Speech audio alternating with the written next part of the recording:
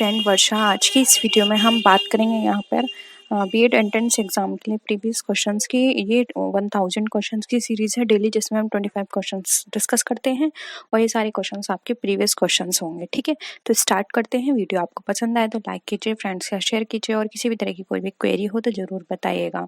Start करते हैं, आप लोग आ जाइए जल्दी से।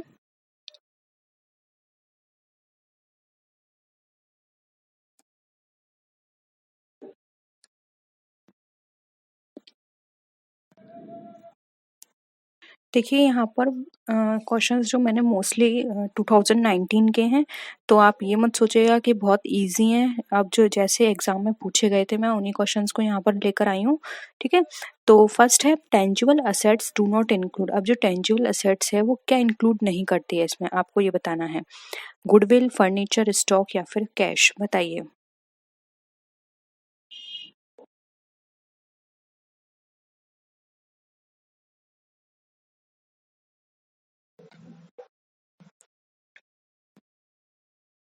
देखिए टेंजिबल असेट्स क्या होती हैं, जिनको हम टच कर सकते हैं, जिनको हम देख सकते हैं। तो फर्नीचर, स्टॉक एंड कैश, इन सबको हम टच भी कर सकते हैं, देख भी सकते हैं, लेकिन गुडविल को नहीं कर सकते। इसलिए यहाँ पे ऑप्शन क्या ये हो जाएगा, हमारा राइट आंसर हो जाएगा। सिंपल था ये क्वेश्चन। सेकंड क्वेश्चन है the credit balance of personal account is. अब क्रेडिट बैलेंस जो है पर्सनल अकाउंट का वो क्या है? कैश इन हैंड है, अमाउंट रिसीवेबल है, अमाउंट अर्न है या फिर अमाउंट पेएबल है।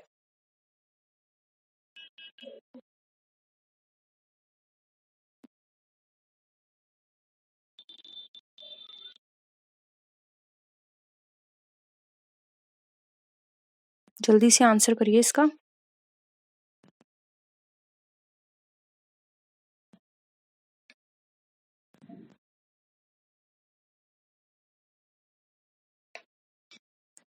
देखिए क्रेडिट बैलेंस पूछा है, तो क्रेडिट बैलेंस का मतलब होता है आपको कोई अमाउंट देना है। ठीक है, तो यहाँ पर देखिए ऑप्शन डी जो है वो राइट आंसर हो जाएगा, अमाउंट पेएबल।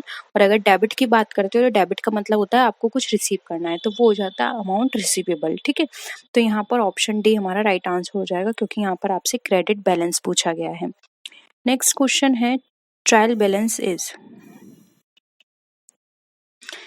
ट्रायल बैलेंस क्या है? An account, subsidiary book, a list of final account.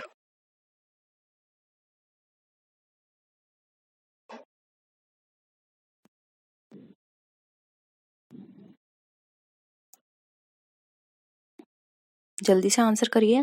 देखिए ट्रायल बैलेंस जो होता है एक लिस्ट होती है, जिसके अंदर हमारे डेबिट और क्रेडिट जो भी ट्रांजेक्शन्स होते हैं उनकी यहाँ पर एक यहाँ पर हमें डिटेल दी होती है कि इस अकाउंट में हमने इतना एक्सपेंडिचर किया। ठीक है, तो एक लिस्ट होती है, ये कोई अकाउंट नहीं होता, ना ही कोई ये हमें सब्सिडरी बुक से रिलेटेड होता है। ये बस हमें एक लिस्ट प्रोवाइड करता है, जिसके बेसिस पर हम अपने ट्रेडिंग एंड पेंडल अकाउंट और उसके बाद फिर फाइनल अकाउंट तैयार करते हैं। तो ऑप्शन सी यहाँ पे हमारा करेक्ट हो जाएगा। नेक्स्ट क्वेश्चन है एवरेज ड्यू डेट इज। अब एवरेज ड्यू डेट क्या होती है? Middle date of current account, certain date determined by creditors and debtors, average date of payment या फिर डेट ऑफ अकाउंट प्रिपेयरिंग।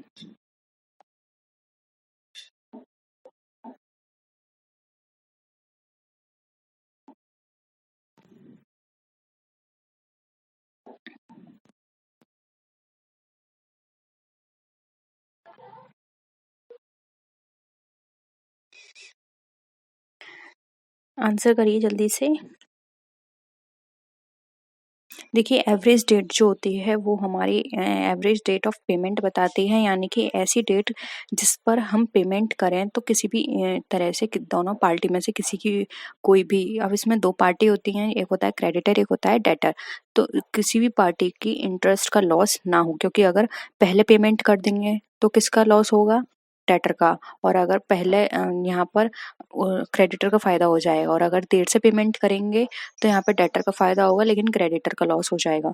इसलिए बीच की डेट निकाली जाती है, जिसको बोलते हैं एवरेज डेट ऑफ पेमेंट, जिस पर ना डेटर को कोई प्रॉब्लम होगी ना ही क्रेडिटर को। ठीक है, तो ऑप्शन सी यहाँ पे हमारा करेक्ट है। नेक्स्ट डेट है क्वेश्चन है which is the fundamental accounting equation from the following. अब इसमें फंडामेंटल अकाउंटिंग इक्वेशन आपको बतानी है।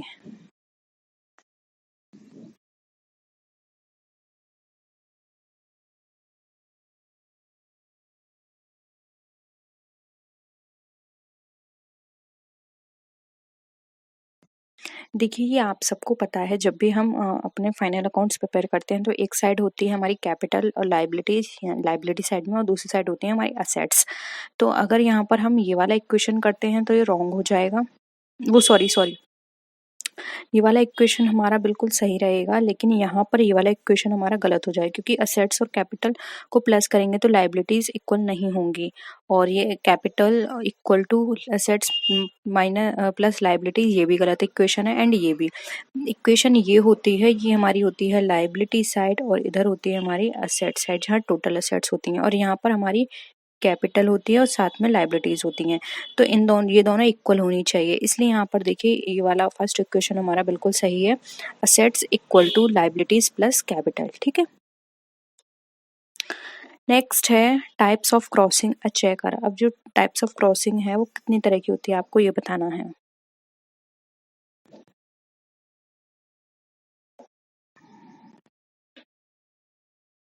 2 है, 3 है, 4 है या 6 है, और अगर नाम भी पता हो कि ये टाइप है और ये इनके नाम है तो वो भी मेंशन कर दीजिए।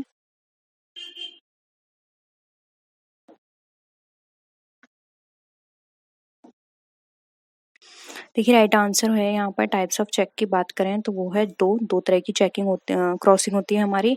एक होती है, हम बात करें तो जनरल क्रॉसिंग, और एक होती है हमारी स्पेशल क्रॉसिंग। देखिए, जनरल क्रॉसिंग वो होती है जब अकाउंट के साइड में हम दो यहाँ पे लाइन करते हैं, ठीक है, 2 लाइन कर देंगे और फिर यहाँ पर बीच में क्या लिखेंगे, अकाउंट पे ओनली। तो ये तो हो गया हमारा जर्नल क्रॉसिंग। और अगर हम बात करें स्पेशल क्रॉसिंग की, तो किसी भी चेक के साइड में जब हम 2 लाइन करते हैं और यहाँ पे किसी पर्टिकुलर बैंक का नाम भी लिखते हैं तो वो हमारा हो जाता है स्पेशल क्रॉसिंग। ठीक है, नेक्स्ट है, विच ऑफ द फॉलोइंग में have both debtor and creditor balance? Only cash column of cash book, only cash column bank column of cash book, both bank and cash column, या फिर neither bank nor cash column. बताइए।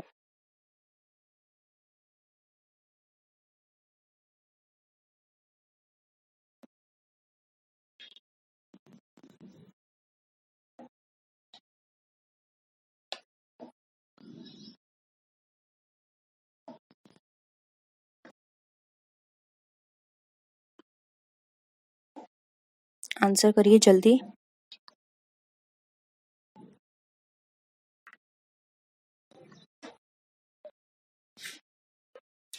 देखिए, यहाँ पर अगर हम बात करें तो बी यहाँ पे हमारा राइट आंसर हो जाएगा, क्योंकि देखिए अगर यहाँ पर हम कैश कॉलम की बात करते हैं तो कैश कॉलम में सिर्फ उतना ही कैश होगा, मतलब जितना ही कैश होगा हम उतना ही तो यूज़ करेंगे, एक्स्ट्रा कैश तो यूज़ कर नहीं सकते। लेकिन बैंक कॉलम में क्या होता है, हम कई बार लोन भी ले लेते हैं, यानी कि हमारे पास कैश ना होकर भी हम उसको उससे ज़्यादा एक्सपेंस कर देते हैं, अपने अकाउंट में ना होकर भी ज़्यादा उसको खर्च कर देते हैं। ठीक है, क्योंकि वहाँ पर हमें हो सकता है ओवरड्राफ्ट फैसिलिटी हमने ले रखी हो, लोन फैसिलिटी हमने ले रखी हो। ठीक है, तो यहाँ पर only bank column of cash book हमारा राइट आंसर हो जाएगा। ठीक है, क्योंकि इसमें डेबिट साइड भी हो सकता है बैलेंस और क्रेडिट साइड भी हो सकता है बैलेंस। नेक्स्ट है, the lowest enclosure of filing is the file. बताइए, लोअरेस्ट एनक्लोजर कौन सा है फाइलिंग का? फाइल के अंदर wire filing, hanging filing, standing filing, या फिर बोथ बी एंड सी।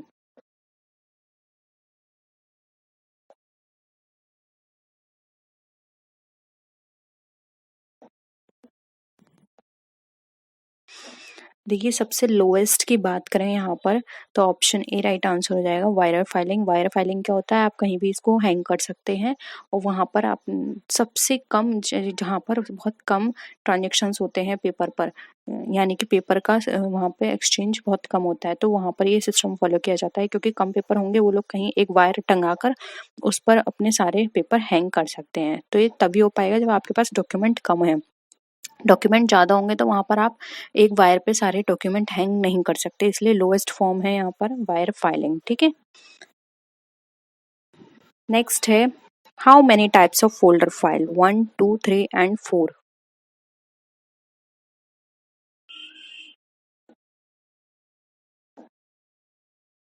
बताइए, कितनी तरह की फोल्डर फाइल होती हैं हमारी?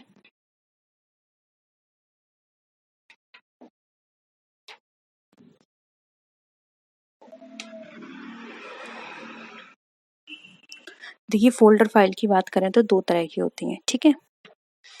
नेक्स्ट है the ideal of filing depends on. अब एक आइडियल फाइलिंग सिस्टम किस पर डिपेंड करता है, कैपिटल पर, प्रोडक्शन पर, कंस्ट्रक्शन या फिर फॉर्म ऑफ बिजनेस पर।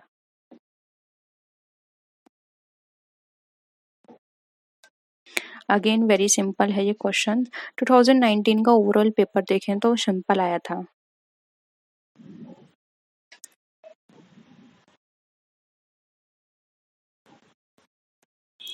देखिए डी यहाँ पर राइट आंसर हो जाएगा, द फॉर्म ऑफ बिजनेस। जैसा कि मैंने आपको इससे पहले वाले क्वेश्चन में भी बताया था, जहाँ कम ट्रांजेक्शन्स होते हैं। अब कम ट्रांजेक्शन्स कहाँ होंगे, या तो कंपनी टेक्नोलॉजी बेस्ड है, यानी कि सारे वहाँ पे काम मशीन से होते हैं, ठीक है, पेपर वर्क भी मशीन के थ्रू होता है, या तो वो ऐसा फॉर्म हो बिजनेस का, तब वहाँ पर हम डिपेंड करेंगे, ठीक है। और कि कौन सा सिस्टम होना चाहिए, या फिर वहाँ पर सारा काम कैसा होता है, स्मॉल बिजनेस है, ठीक है। तो ये डिपेंड करता है बिजनेस का टाइप क्या है। तो हम आइडियल सिस्टम कोई एक पर्टिकुलर लेकर नहीं चल सकते, आइडियल सिस्टम सारे हो सकते हैं, डिपेंड करता है कि फॉर्म कैसी है बिजनेस की, ठीक है।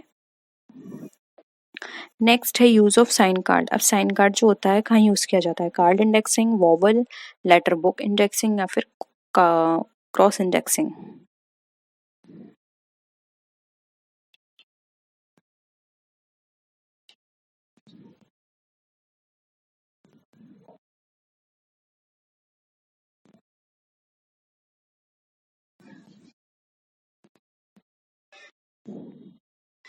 देखिए साइन कार्ड की बात करें तो कार्ड इंडेक्सिंग में होता है। कार्ड इंडेक्सिंग में 4 मटेरियल की जरूरत होती है, और ये जो साइन कार्ड है कार्ड इंडेक्सिंग का ही एक पार्ट है, ठीक है।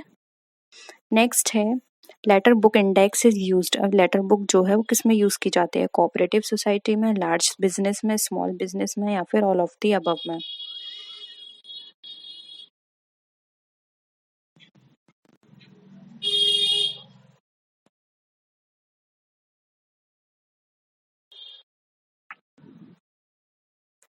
लेटर बुक की बात की जा रही है तो देखिए सी आंसर हो जाएगा, क्योंकि लेटर बुक में आपके सारे डॉक्यूमेंट कैसे आएंगे, ए बी सी। और अगर ए से ही ये मान के चलिए आपके पास 1000 डॉक्यूमेंट है, तो पूरे जेड तक कितने सारे हो जाएंगे, तो उनको फाइंड आउट करना मुश्किल है, या 1000 से ज्यादा भी हो सकते हैं। तो एक स्मॉल बिजनेस में सही रहेगा, अगर 100 भी हैं तब भी इतनी प्रॉब्लम नहीं होगी। तो स्मॉल बिजनेस के लिए लेटर बॉक्स वाली इंडेक्सिंग बिल्कुल करेक्ट है, ठीक है। नेक्स्ट है what is the main objective of commercial bank, provide services, earn profit, welfare of public pupil या फिर all of these।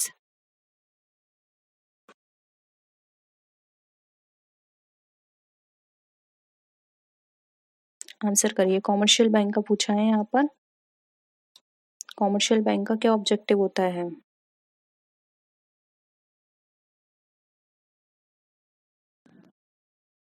देखिए कॉमर्शियल बैंक की बात की गई तो इसका मेन पर्पस होता है अर्न करना प्रॉफिट, और अगर इसके जगह कोऑपरेटिव बैंक पूछा गया होता है तो कोऑपरेटिव बैंक का काम होता है सोसाइटी की हेल्प करना, वेलफेयर ऑफ द पीपल और प्रोवाइड सर्विसेज, ठीक है। लेकिन कॉमर्शियल पूछा है तो ऑप्शन बी यहाँ पे हमारा करेक्ट हो जाएगा। नेक्स्ट है बहुत ही कॉमन क्वेश्चन है, इंडिया की सेंट्रल बैंक आपको बतानी है। अब देखिए कंफ्यूज करने के लिए आपको ऑप्शन कैसे दिए हैं, एक दिया है central bank of India, reserve bank of India, Indian bank and union bank. कई बार क्या होता है स्टूडेंट जल्दी में कि यार ये तो बहुत इजी है, जल्दी से इस तरह आंसर करते हैं कि वो गलत कर देते हैं। बताइए, बी हो जाएगा reserve bank of India. Central bank तो इंडिया की नहीं है, सेंट्रल बैंक तो हर कंट्री की एक है, नाम ही सेंट्रल है, लेकिन वो सेंट्रल बैंक है कौन सी, वो है reserve bank of India. India की पूछा है तो वो है रिजर्व बैंक। कई लोग स्टूडेंट जल्दी जल्दी में सेंट्रल बैंक पर भी टिक लगाए आएंगे, जो कि गलत है, ठीक है। तो ऑप्शन बी यहाँ पे सही होगा। नेक्स्ट है रिटेल ट्रेडर्स परचेस गुड। अब जो रिटेल ट्रेडर्स हैं वो किससे परचेस करते हैं, होलसेलर से, फ्रॉम कस्टमर, सेल्फ प्रोडक्शन या फिर फ्रॉम प्रोड्यूसर। बताइए, रिटेल की बात की जा रही है।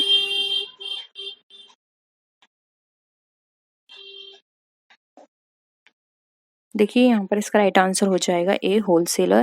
रिटेल होलसेलर्स खरीदते हैं। देखो ऐसी चेन होती है, प्रोड्यूसर, प्रोड्यूसर से खरीदेगा कौन, होलसेलर, होलसेलर से खरीदेगा रिटेलर, और रिटेलर से कौन खरीदेगा? कस्टमर। अब बीच में एजेंट भी आ सकते हैं, जैसे प्रोड्यूसर से होलसेलर में भी एजेंट आ गया, यहाँ एजेंट आ गया, यहाँ एजेंट आ गया। ये डिपेंड करता है, वैरायटी है इसमें, बहुत सारी फॉर्म्स हैं इनकी चेन की। ये एक सिंपल मैंने आपको ओवरऑल बता दी है। कई बार क्या होता है, डायरेक्ट प्रोड्यूसर से कस्टमर भी आ जाता है, बीच में एक एजेंट होगा, या फिर नहीं भी हो सकता, या फिर डायरेक्ट प्रोड्यूसर से रिटेलर भी आ सकता है। डिपेंड करता है किस जगह पर कौन सा प्रोडक्ट की बात की जा रही है। लेकिन यहाँ पर ए हो, पी से हमारा क्या हो जाएगा, डब्ल्यू, डब्ल्यू से आर, आर से सी, तो इसलिए यहाँ पे ऑप्शन ए हमारा करेक्ट है। नेक्स्ट है, what is credit control? Credit expansion, contraction of credit, expansion and contraction of current supply, currency supply, या फिर all of these.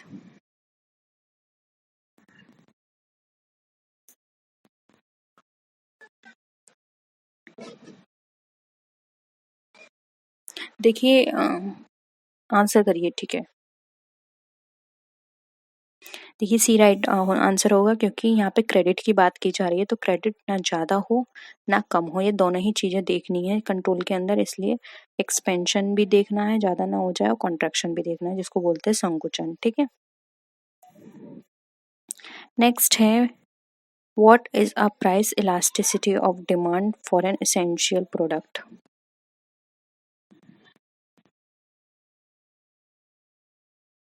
0, 1, more than 1, less than 1।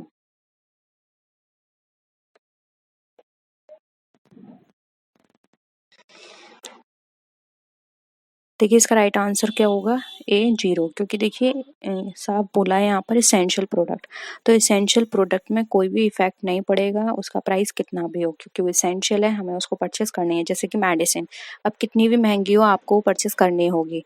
Salt महंगा है फिर भी आपको परचेस करना है, लेकिन ये चीज़ें ऐसी हैं कि इनके प्राइस कम होने पर आप इनको ज़्यादा भी परचेस नहीं कर सकते। मेडिसिन कोई एक्स्ट्रा परचेस नहीं करके रखेगा, सॉल्ट कोई परचेस करके नहीं रखेगा, ठीक है। तो कुछ ऐसी चीज़ें हैं जो प्राइस कम हो या ज़्यादा हो, आप पे कोई उसका इफेक्ट नहीं पड़ेगा, आपके लिए वो जितनी डिमांड पहले थी उतनी ही आगे बनी रहेगी, ठीक है। नेक्स्ट है, which economist gave the definition of economics as welfare?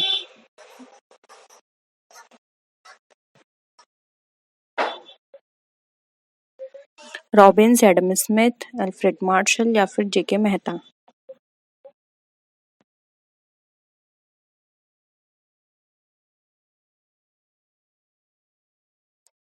जल्दी बताइए।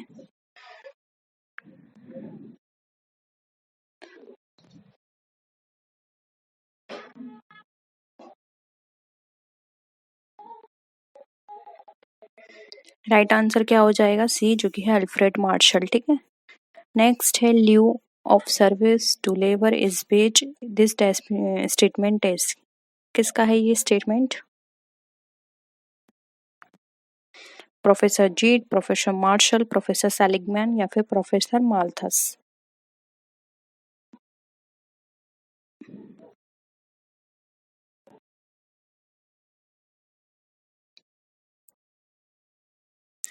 अगेन ये स्टेटमेंट भी दिया है प्रोफेसर मार्शल ने, ठीक है। नेक्स्ट है, labour is an dash means of production, कैसा है? एक्टिव, इनएक्टिव, डायनेमिक, या फिर नन ऑफ दिस।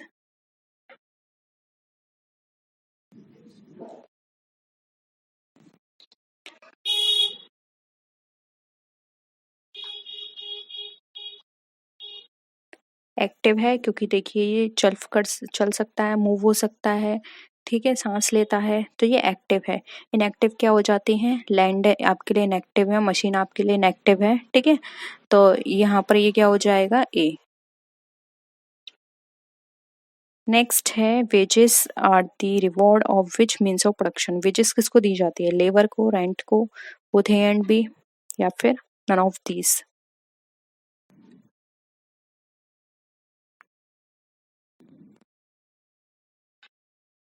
आंसर करिए जल्दी।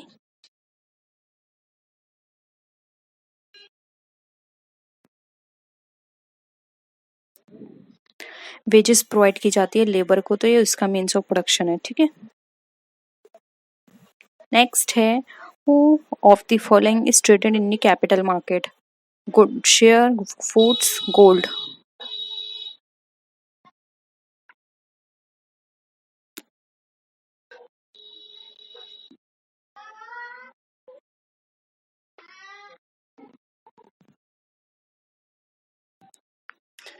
देखिए राइट आंसर हो जाएगा ए, जो कि है शेयर। शेयर और बॉन्ड ये हमारे यहाँ पर बेचे और खरीदे जाते हैं, ठीक है। शेयर्स हो गए, डिवेंचर्स हो गए।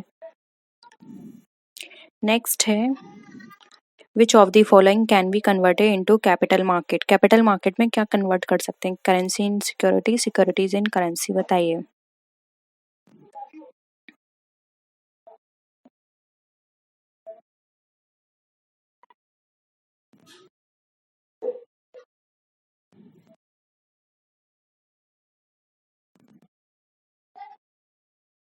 देखिए राइट आंसर हो जाएगा यहाँ पे सी, जो कि है both A and B. Currency को हम एक्सचेंज कर सकते हैं, कन्वर्ट कर सकते हैं सिक्योरिटी के अंदर, या फिर अगर हम चाहें तो अपनी सिक्योरिटीज को कन्वर्ट करा सकते हैं करेंसी के अंदर। दोनों ही हमें फैसिलिटियाँ दी होती हैं, ठीक है। नेक्स्ट है functions of capital market. Flow of capital, arrange capital, transfer of securities, या फिर ऑल ऑफ दी अबव।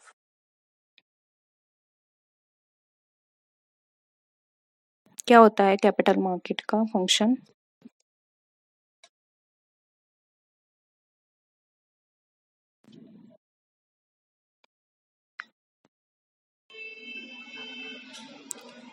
देखिए कैपिटल मार्केट में हम फ्लो भी कर सकते हैं, कैपिटल का अरेंज भी कर सकते हैं वहाँ से, क्योंकि कैपिटल क्रिएशन होता है हमारा, और ट्रांसफर ऑफ सिक्योरिटीज भी। इसलिए यहाँ पे ऑप्शन ए, हाँ, वो डी हमारा राइट आंसर हो जाएगा। नेक्स्ट है related to importance of capital market is. क्या होती है importance? Assistance in industrial development, increase in capital formation, dual role operation, या फिर ऑल ऑफ दी अबव।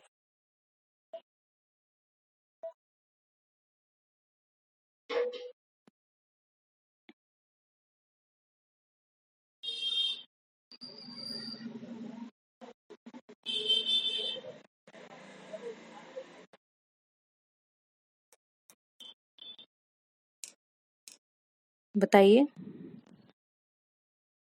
देखिए डी राइट आंसर हो जाएगा। जो कैपिटल मार्केट है, डुअल रोल क्या होता है, जो अभी मैंने आपको बताया, करेंसी को हम कर सकते हैं किसमें? सिक्योरिटीज में, और सिक्योरिटीज को करेंसीज में। तो डुअल रोल ऑपरेशन हो गया, इंक्रीज इन कैपिटल फॉर्मेशन भी होता है, और असिस्टेंट करता है इंडस्ट्रियल डेवलपमेंट में, ठीक है। तो ऑप्शन डी यहाँ पे हमारा करेक्ट है। तो यही थे 25 क्वेश्चंस। होप यहाँ पर आपको सारे क्वेश्चंस क्लियर हैं। कोई भी डाउट हो तो बता सकते हैं। नेक्स्ट वीडियो में मिलते हैं और भी अच्छी वीडियोस के साथ। तब तक के लिए टेक केयर, बाय बाय।